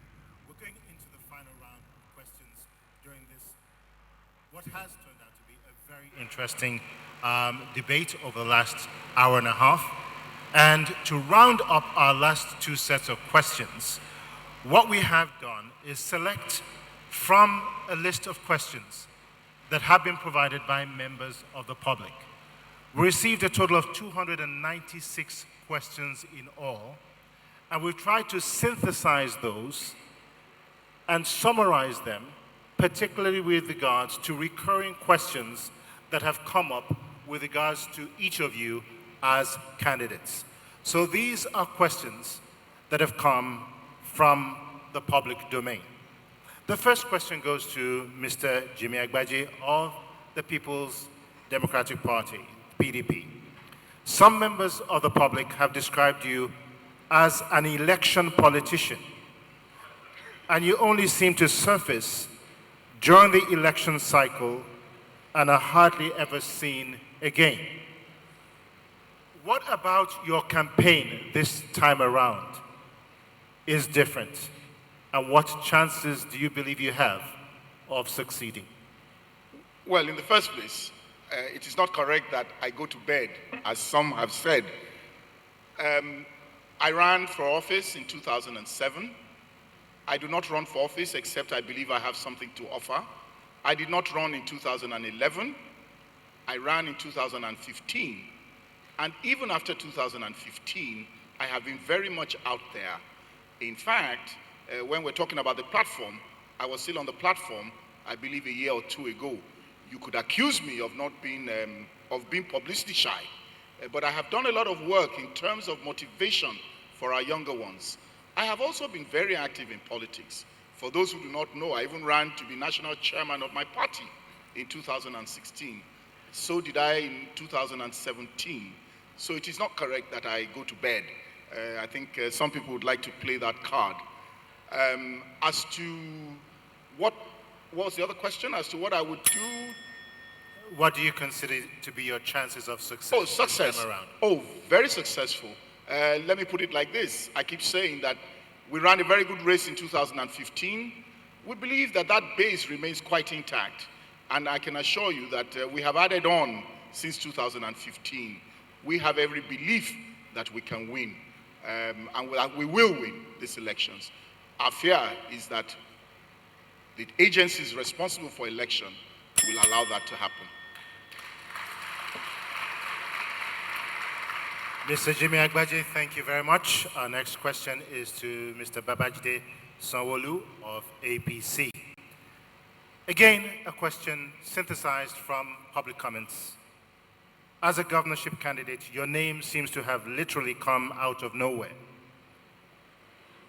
Other than your endorsement by a very influential member of your party, millions of Lagosians seem to have never heard of you before now. Neither did they seem to be aware of your accomplishments in politics, business, or finance. How do you intend to step out of the shadows without stepping on toes? And how can you convince the voters of Lagos State that you have what it takes to lead Lagos over the next 4 years to the next level? Thank you very much. Mr. Babajide Sanwo-Olu has been in government since 2002. I left my bank as a general manager in 2002 as head of investment banking, and I was opportune to be the special advisor on corporate matters. That was the first time any government will have any engagement with the private sector. I was a 3-time commissioner, commissioner for commerce and commissioner for economic planning and budget, commissioner for commerce and industry, commissioner for establishment, training, and pension. I was the first person that set up what we see today as the Lekki Free Trade. I was the first with the private sector as a consultant in privatization. I came back to government as the managing director of the foremost property company, LSDPC. I set up 14 PPPs for LSDPC. For 2 years, I did not take a kobo from the treasury of government. I created businesses that have never been seen in that organization before. And I'm not lying, of not only the Lagos Business School, the London Business School, and the Kennedy School of Government. These are some of the very first that I bring to the table. Can I have a rebuttal on that? Can I have a rebuttal on that? Mr. Sanwo-Olu, you took advantage of a rebuttal opportunity earlier. I see Mr. Agbaje raising his hands there. Yes. Is that a rebuttal, a comment, or an addition to your previous comments? No, not an addition. I think it's to ask. I believe the question is to look at Lagosians and say, I am going to be in charge. That the buck is going to stop on his table. And I think that's the question. All right, Mr. Sanwo-Olu, over to you. Mr. Sanwo-Olu had a unique opportunity of running the state budget. In other words, are you going to be your own person? I am my own person. I'm 53 years old. I've got 4 children, 2 of them out of university at master's degree level. My wife is a medical doctor. I am the person that I am that is standing in front of the whole 20 million Lagosians. I am my person. I have started so many first in the state government, and it's not by anybody. It is by the will of God and the skills that I've acquired. Thank you very much. I am going to go next to Mr. Wolabi Salis of the Alliance for Democracy, AD party. And my question to you is as follows. Again, synthesized from public comments. According to news reports, you contested the Lagos governorship candidacy in 2003, 2007, and 2011.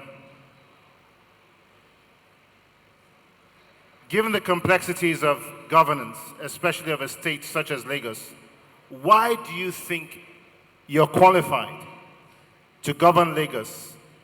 And what is your chance of success? Why is it that millions of voters in Lagos State will vote for you? Okay. I am in this contest to address the problem of the less privileged in Lagos State. And we are the majority. A lot of people in this state are going through a lot because of the way the resources, I've said it before and I'm going to repeat, because of the way the resources of this state is being managed. It's actually in the hands of an individual Many people are sycophantic about it. They don't want to come out and talk. So I've gone to so many stakeholders, the churches, the mosques, the alphas, and so many people to tell them they have to come out and speak for the people. And we are doing our grassroots, work. Our chances are very high to win this contest.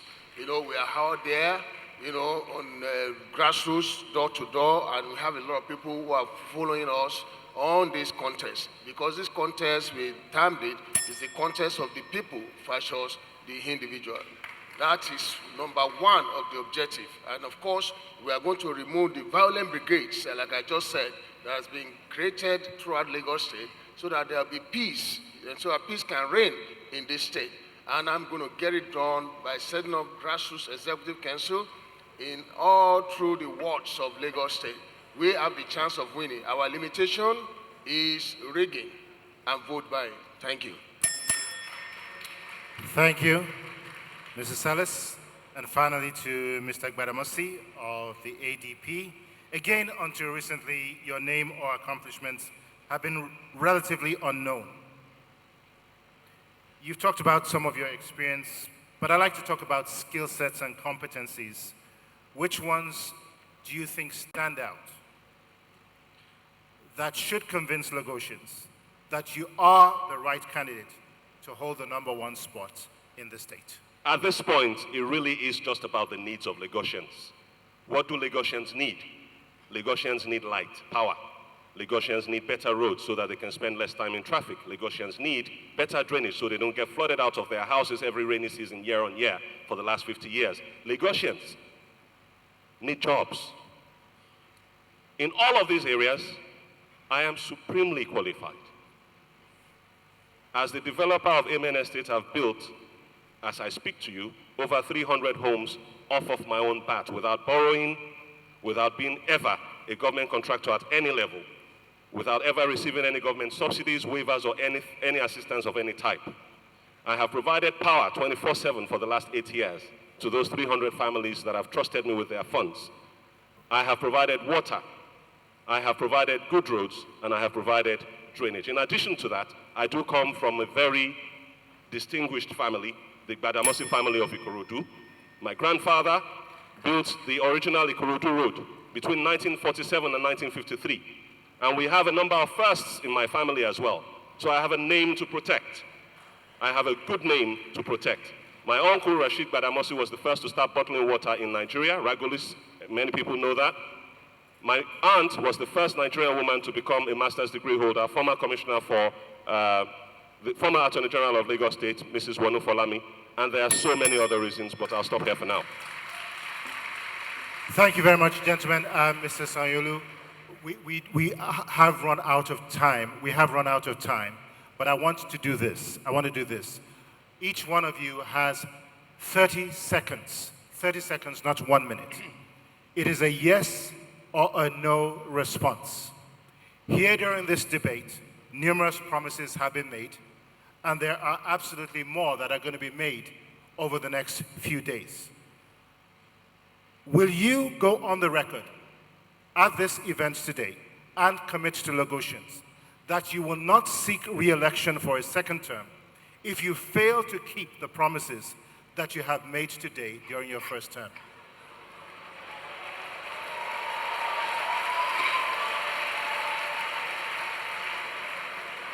And I'm going to start with Mr. Salis first, and I'll work my way down. But 30 seconds is all the time we have. I do apologize for that. Mr. Salis. My promise is to improve the well-being of the people of Lagos State. And if I fail to do it, I will not, I repeat, I will not seek re-election for second time. Thank you.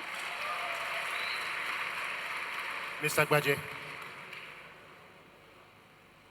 If I am not able to improve the quality of lives of Lagosians, as stated in terms of rankings and all, then I will not seek re-election. Mr. Sanwo-Olu. I clearly know that what is on the ballot is a 4-year tenure, and I'm not going to say that I'm interested in an 8-year. If all of the promises are put here today I do not fulfill them for one reason or the other, I don't think I would deserve to come back again. Thank you.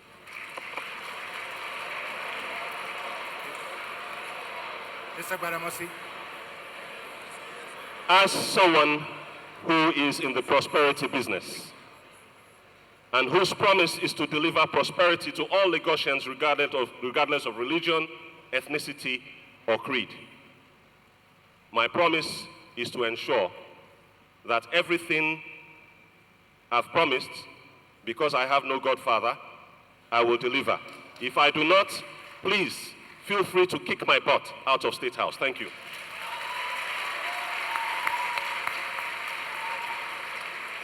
Ladies and gentlemen, I'd like to say a very big thank you to each of our candidates. One of the things that is absolutely certain is that we do have on this platform a group of very credible candidates, and I do hope that if given the opportunity, you will do Lagos proud. Once again, well done and congratulations in advance. Ladies and gentlemen, please give your candidates a warm round of applause.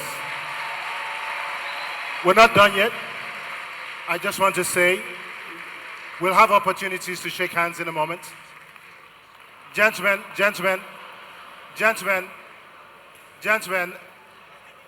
just hold on a second.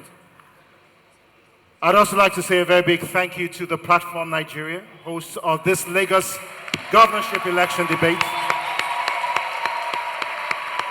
to the panel of subject experts, Channels Television, who have carried this event live, and to you, our very wonderful audience, and to each of you, our candidates, Mr. Babatunde Gbadamosi of the Action Democratic Party, ADP,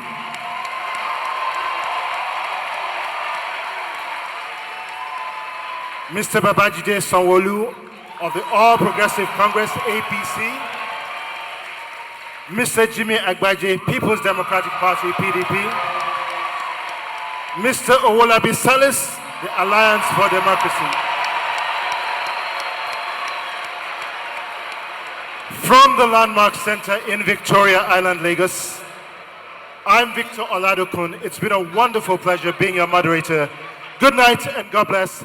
Stay with us for the next segment of the conversation and the debate as it continues in a few moments.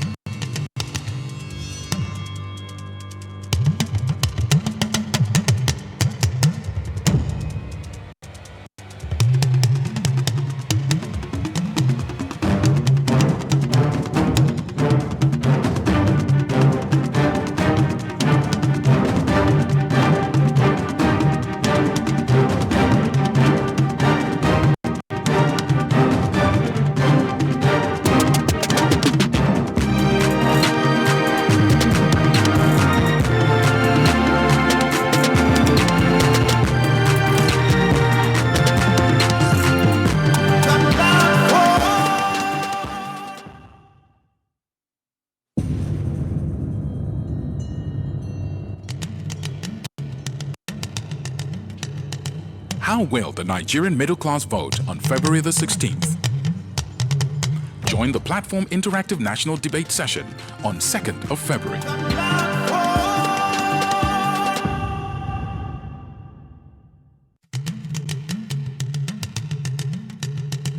Èkó àkété ìlú ọgbọ́n, arómisá lẹ́gbẹ̀lẹ́gbẹ̀, arọ̀ dẹ̀dẹ̀dẹ̀ tí ò lè já, ọba má pàlú Èkó rẹ́ o.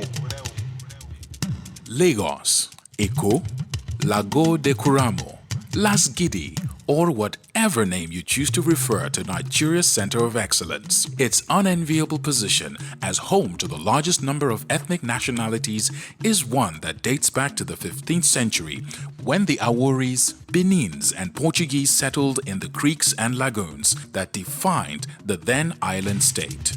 Bombarded in 1851, annexed on August 6, 1861, declared a British colony on 5th of March 1862, and by 1872 had become a cosmopolitan trading center with a population of over 60,000 people. Lagos began the journey to nationhood. Incorporated into southern Nigeria in February 1906, Lagos soon became the capital of the Protectorate of Nigeria, following the amalgamation in January 1914. Lagos emerged during the colonial period as a heterogeneous town populated by groups of people of various origins, which gave the town its eclectic character. Following the departure of the colonial overlords in 1960, Lagos maintained its status as the social, political, and economic nerve center of the independent nation state called Nigeria, which had 3 regional federating components. Following the military intervention in governance, Lagos State was formally created from the then Western region on the 27th of May 1967, and the state was divided into 5 divisions, namely Lagos, Ikeja, Badagry, Ikorodu, and Ekpe.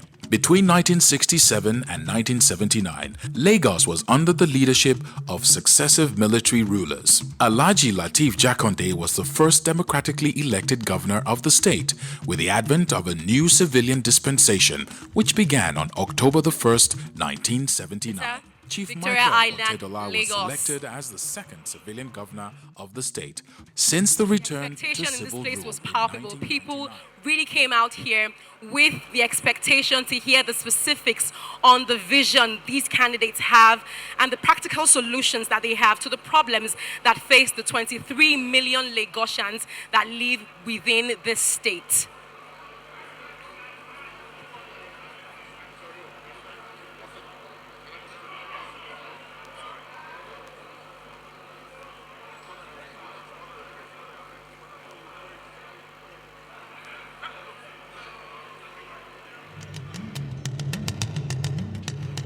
How will the Nigerian middle class vote on February the 16th?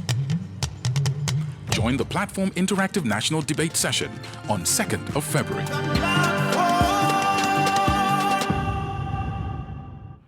So truly, we had an amazing turnout here. I know it was a discovery for a number of the candidates who people hadn't even heard talk about their ideas, their plans, and their vision for Lagos State before tonight. So today it was a discovery really, and we'll hear from the live audience what that expectation was and how it was met. First of all, joining me is Akeem. So tonight you heard the candidates for the first time, I guess. What was your take on how they addressed the questions that they were asked? First, I think it was a very good platform for Lagosians to hear directly from the people we're about to elect, and it's given us a good stage to kind of know who is who and what people have got to offer. And they were able to answer concisely, generally, and also present what their plans are.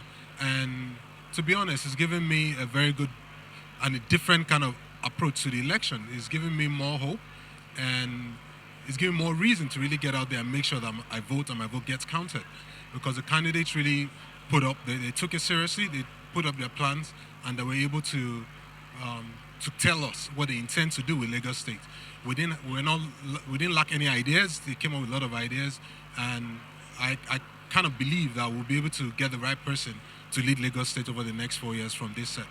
Thank you so much, Akeem. Truly, so indeed, there is a need to go and vote. It's not for the lack of ideas. There are people with solid ideas that we need to go out there and vote for come the gubernatorial elections in Lagos. Next, we'll hear from Wamaka, who was also in the live audience with us here at Landmark Event Center, Lagos. Wamaka, thank you for joining us. What was your experience tonight, and was your expectation to hear the specifics about the vision of these candidates met? I was very encouraged by the debate, actually, in terms of a future, for Nigeria, the hope, that seeing these politicians held accountable is a good step in the right direction for us. In terms of the specifics, well, some clients were specific, some not so. So it was very eye-opening, informative. Thank you so much for joining us. It was informative. It was insightful. Very quickly, we'll also hear from one more person within the audience. Henry joins us. Henry, thank you for joining us. So tonight, were there any surprises for you? Not really. I think every one of them and an understanding of what they plan to do if they are elected as governor of Lagos State. Thank you. Thank you so much for joining us, Henry. Truly a deeper understanding of the things, a deeper understanding of their vision, a deeper understanding of the solutions that they had to the problems and the questions that were asked them today. Very quickly, we'll take one more person who has an idea on on how tonight went. How did tonight go for you? Did it meet your expectations? I'll tell you, we're able to actually feel the spirit behind what we'll be hearing about the people. Them articulating their thoughts, you are able to feel the spirit of the person. If the person actually has all it takes to actually deliver on the things you've been reading about, things you'll be hearing about. I think today there was a connection with the people of Lagos to actually connect with the spirit of who they feel has the capacity to deliver the dreams they've always sought about for over 50 years. Thank you so much for joining us. So today one more person please before we go.